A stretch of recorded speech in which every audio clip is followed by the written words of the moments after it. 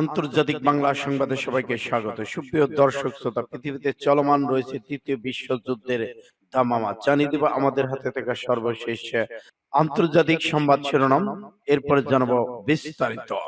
ভারতের সম্ভাব্য হামলা নিয়ে প্রস্তুত পাকিস্তান। আরো জানিয়ে দিব মুসলিম বিশ্ব ঐক্যবদ্ধ হলে ইসরায়েলের মহাস্বপ্ন ভেঙে খান খান। ভারতের নজরদার ড্রোন ভূপাতিত করার দাবি পাকিস্তানের। পদত্যাগের ঘোষণা ইসরায়েল নিরাপত্তা সংস্থা প্রধানের। ইসরায়েলি সেনাবাহিনীতে সৈন্য সংকট। পেহেলগাম ইস্যুতে পাকিস্তানের বিরুদ্ধে কোনো প্রমাণ দেখাতে পারেনি ভারত। পাকিস্তানের ক্লান্ত লগ্নে ইমরান খানকে মুক্তি দিয়ে সর্বদলীয় বৈঠকের আহ্বান। এবং সর্বশেষ জানিয়ে দিব চীনকে ঘিরে চারদিক থেকে তৈরি হচ্ছে আমেরিকার মার্কিন ঘাঁটিমালা। এতক্ষণ শুনছিলেন সংবাদ শিরোনাম, এখন বিস্তারিত। তবে অনুরোধ থাকবে এই ভিডিওটিতে একটি লাইক দিন এবং কমেন্টস করে জানিয়ে দিন আপনি কোন জেলা থেকে বা কোথা থেকে আমাদের সাথে যুক্ত রয়েছে। ইসরায়েল ফিলিস্তিন লেবানন ইরান যুদ্ধের আপডেট বাংলা সংবাদ হাতে পেতে চ্যানেলটি সাবস্ক্রাইব করুন, আমাদের সঙ্গে থাকুন। ধন্যবাদ। ভারতের সম্ভাব্য হামলা নিয়ে প্রস্তুত পাকিস্তান। ভারতের সম্ভাব্য হামলা মোকাবেলায় প্রস্তুতি নিচ্ছে পাকিস্তান। দেশটির প্রতিরক্ষা মন্ত্রী খাজা আসিফ বলেছেন, পাকিস্তান যে কোনো কিছুর ভারত চেষ্টা করে দেখতে পারে। অন্যদিকে ভারতের প্রধানমন্ত্রী নরেন্দ্র মোদীর সভাপতিত্বে নয়াদিল্লিতে তার বাসভবনে গতকাল মঙ্গলবার সন্ধ্যায় উচ্চ পর্যায়ে বৈঠক অনুষ্ঠিত হয়। 1.5 ঘন্টা ধরে ওই বৈঠক চলমান রয়েছে। বৈঠকে মোদী পহেলগাম হামলার জবাবে অভিযান পরিচালনায় প্রতিরক্ষা বাহিনীকে পূর্ণ স্বাধীনতা দিয়েছেন। এক্ষেত্রে তারা হামলার ধরন, লক্ষ্য, সময় নির্ধারণের ক্ষমতা পেয়েছেন। সূত্রের বরাতে এনডিটিভি অনলাইন খবর জানায়, ভারত পাকিস্তানের মধ্যে চলমান উত্তেজনার মধ্যে এটি ছিল গত 7 দিনের মধ্যে এই সংক্রান্ত দ্বিতীয় বৈঠক। পহেলগাম হামলা নিয়ে আলোচনা করতে বৈঠকে আয়োজন করা হয়েছিল। এতে ভারতের প্রতিরক্ষা রাজনাথ সিং, জাতীয় নিরাপত্তা উপদেষ্টা অজিত দোভাল এবং chief of defence staff general Anil Chauhan উপস্থিত ছিলেন। বৈঠকে ভারত আর কি কি পদক্ষেপ নিতে পারে তা নিয়ে আলোচনা চলমান রয়েছে। এর আগে ভারত সিন্ধুর পানি বন্টন চুক্তি স্থগিত করে দিয়েছে। পাকিস্তানের বিরুদ্ধে বেশ কিছু পদক্ষেপ নেয়। পাকিস্তান ও ভারতের বিরুদ্ধে বিমানের জন্য আকাশ সীমা বন্ধ রাখার পাল্টা পদক্ষেপ নিয়েছে। পাকিস্তান প্রতিরক্ষা খাজা আসিফ বলেছেন, ভারত যে কোনো আগ্রাসী পদক্ষেপ নিলে তার জবাব দিতে প্রস্তুত আছে তার দেশ। সোমবার বার্তা সংস্থা রয়টার্সকে দেওয়া সাক্ষাৎকারে তিনি এই কথা বলেছেন। আমরা আমাদের সেনাবাহিনীকে আরো শক্তিশালী করেছি, কারণ এখন এটি অত্যন্ত শক্তিশালী হয়ে উঠেছে। তাই যেমন পরিস্থিতি তেমন কৌশলগত সিদ্ধান্ত নিতে হয়, সে বিষয়ে সিদ্ধান্ত নেওয়া হয়েছে। চলমান উত্তেজনার মধ্যে ভারত পাকিস্তানের সেনাদের মধ্যে নিয়ন্ত্রণ রেখা এলওসি 4 দিন ধরেই গোলাগুলি চলমান রয়েছে। গত সোমবার রাতে দুপক্ষের মধ্যে গোলাগুলি হয়। দুই দেশ একে অপরের বিরুদ্ধে উস্কানি অভিযোগ তুলেছেন। এরই মধ্যে উভয় দেশ সীমান্তে সেনা মোতায়েন বাড়িয়েছে। এ অবস্থায় সীমান্তে কাশ্মীরের লোকজনের মধ্যে আতঙ্ক বিরাজ করছে। অনেকে বাংকার প্রস্তুত করে তাতে লুকিয়ে থাকার প্রস্তুতি নিচ্ছেন। ঝুঁকি এড়াতে কাশ্মীরের 87টি পর্যটন কেন্দ্রের মধ্যে 48টি বন্ধ করে দিয়েছে স্থানীয় প্রশাসন। মঙ্গলবার থেকে অনির্দিষ্টকালের জন্য এগুলো বন্ধ থাকবে। মুসলিম বিশ্ব ঐক্যবদ্ধ হলে ইসরায়েলের মহাস্বপ্ন ভেঙে খান খান। অবশেষে ইরানে হামলা চালিয়েছে ইসরায়েল। শুক্রবার দিবাগত রাতে রাজধানী তেহরানের সুনির্দিষ্ট লক্ষ্যবস্তুতে হামলা চালানো হয়েছে বলে দাবি করেছে ইসরায়েল।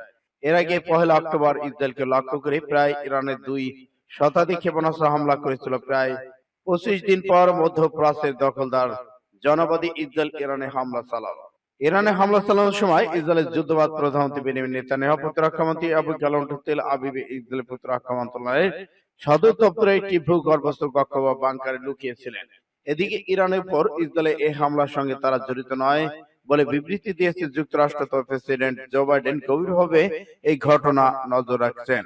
এমন এক সময় ইসরায়েল ইরানে হামলা চালাল যখন 1 বছর ধরে টানা হামলা চালিয়ে গাজা প্রায় ধূলিসাৎ করে দিয়েছে দখলদার ইহুদিবাদী দেশটি। হত্যা করেছে 9,000 বেশি শিশু, কমপক্ষে 40,000 বেশি মানুষরা। তার সম্প্রতি হিজবুল্লাহকে ঠেকাতে লেবাননে ব্যাপক হামলা চালাচ্ছে দেশটি। গাজায় হামাস আর লেবানন হিজবুল্লাহকে ধ্বংস করায় মধ্যপ্রাচ্যের উড়ে এসে জুড়ে বসা ইসরায়েলের প্রধান লক্ষ্যে পেছনে কাজ করছে তাদের একটি মহাস্বপ্ন। সেটি হচ্ছে কয়েকটি আরব দেশ দখল করে গ্রেটার ইসরায়েল প্রতিষ্ঠা করা। ইসরায়েল এর মধ্যে গাজায় হামাস ও লেবানন হিজবুল্লাহ প্রধানকে হত্যা করেছে, কিন্তু জনবাদী প্রধান বা বাধা মধ্যপ্রাচ্যের অন্যতম পরাশক্তির দেশ ইরান। গত কয়েক দশক ধরেই ইসরায়েলের দুঃস্বপ্ন ইরান।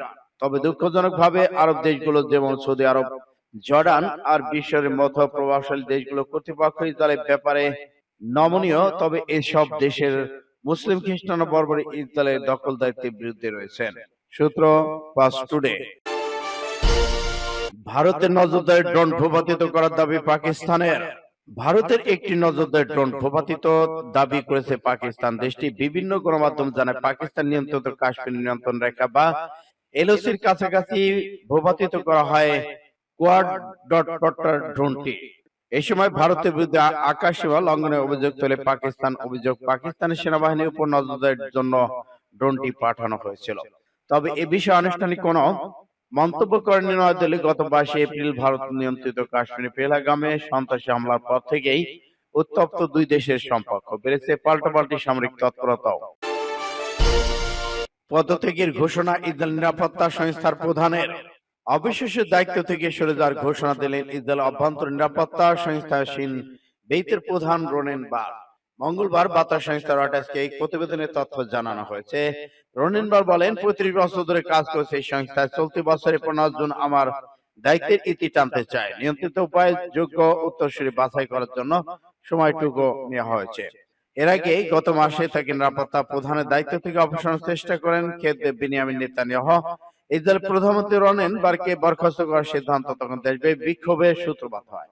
সেই সময় সমালোচনা বলেন, এর মাধ্যমে সরকার গুরুত্বপূর্ণ রাষ্ট্রীয় প্রতিষ্ঠানগুলোকে দুর্বল করে ফেলেছে এবং যৌথভাবে ইসরায়েলি গণতন্ত্রের ভিত্তিকে বিপন্ন করে তুলেছেন। মূলত নেতানিয়াহুর বিরুদ্ধে চলমান দুর্নীতির মামলা সহযোগিতা না করায় রোনেন বারের উপর ক্ষোভ ছিল নেতানিয়াহুর।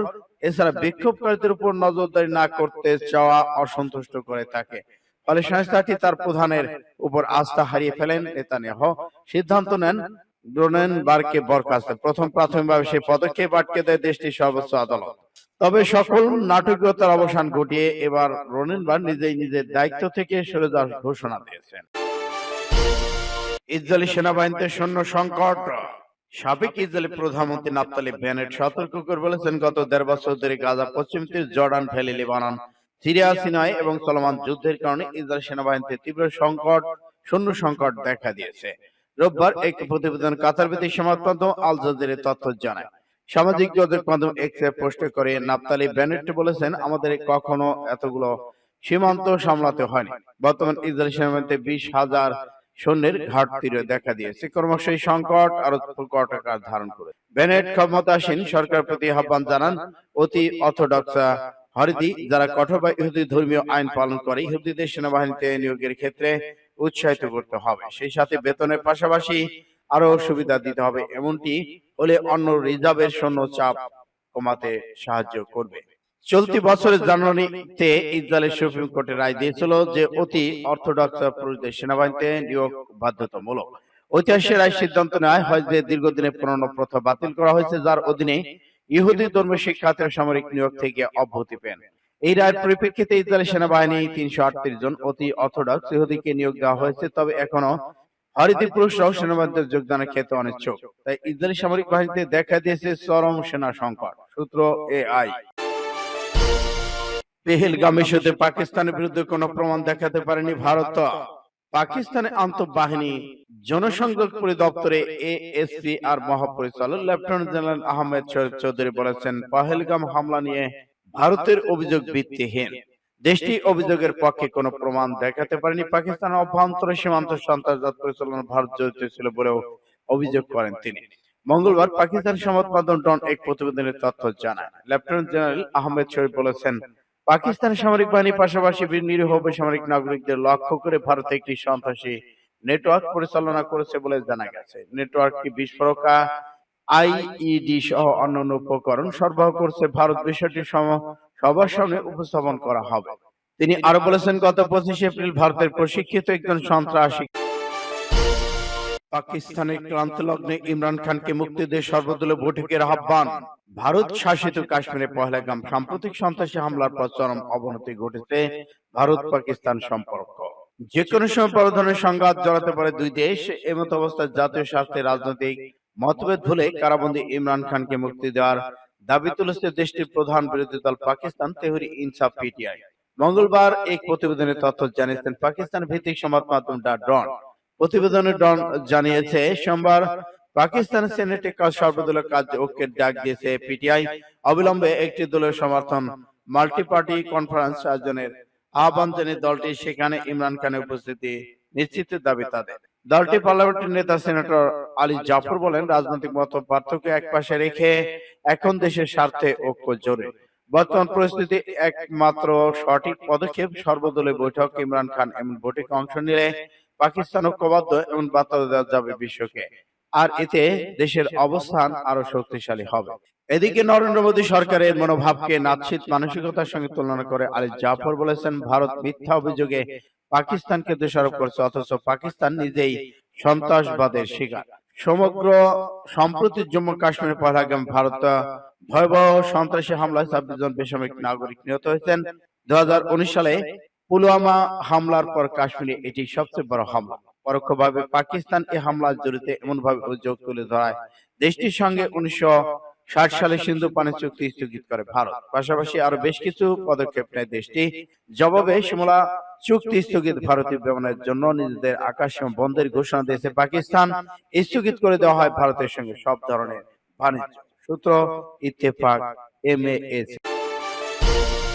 চীনকে চারদিক থেকে ঘিরে তৈরি হচ্ছে আমেরিকার সামরিক ঘাঁটিমালা।